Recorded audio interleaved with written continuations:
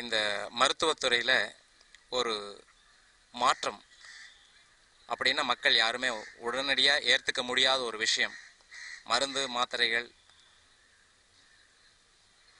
அறிவுபூர்வமாக அது எப்படி நம்ம ஏற்றுக்கிறது மருந்து இல்லாமல் அப்படின்னு நினைக்கிற இந்த காலகட்டத்தில் நமக்கு ஒரு நல்ல ரெகக்னைசேஷன் மக்கள் கொடுத்துருக்குறாங்கங்கிறது இருந்தாலும் கூட யூனிவர்சிட்டி லெவலில் என்ன பண்ணியிருக்கிறாங்க அப்படின்னு பார்த்தீங்கன்னா, நம்மளை இனம் கண்டு இந்த தமிழ்நாடு வேளாண்மை பல்கலைக்கழகம் அழைப்பு விடுத்து அங்கே நீங்கள் வந்து உங்களுடைய விளக்கத்தை கொடுங்கன்னு சொல்லி கேட்டிருந்தாங்க. அதனுடைய அழைப்பின் பேரில் இந்த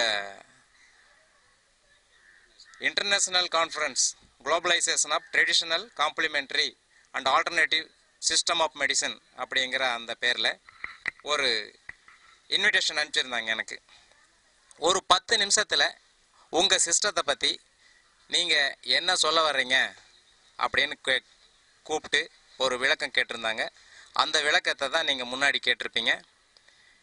அது என்னன்னு கேட்டிங்கன்னா, எந்த ஒரு மருந்தும் மாத்திரையும் தேவையில்லை எந்த நோய்க்கும் அப்படிங்கிறது தான் அந்த விளக்கம்.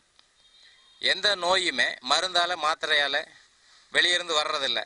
உடலுக்குள்ளேயே மனநிலை பிறழ்வாலேயோ நமது குணநலங்கள் பிறழ்வாலேயோ உடம்புக்குள்ளே உற்பத்தி ஆகக்கூடிய அந்த நோயை இனம் கண்டு அதற்கு சரியான இடத்துல உடலில் நாடி பரிசோதனை மூலமாக கண்டுபிடிச்சு அவங்க பேசுகிற விதத்தை வச்சு அந்த நோயாளியினுடைய எந்த உறுப்பு பாதிக்கப்பட்டிருக்குது அப்படிங்கிறத கண்டுபிடிச்சிட்டு அதுக்கு சரியான இடத்துல சரியான முறையில் நாம் ஒரு தொடுதல் மருத்துவம் பண்ணும்போது ஒரு நிறைவான குணமாக்குதலை நம்ம காண முடியுது.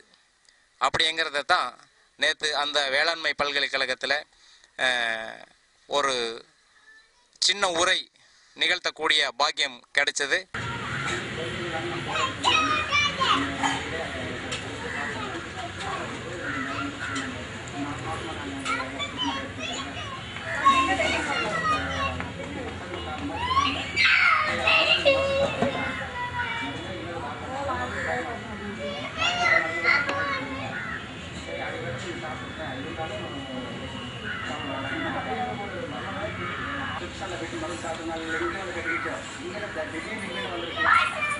Ini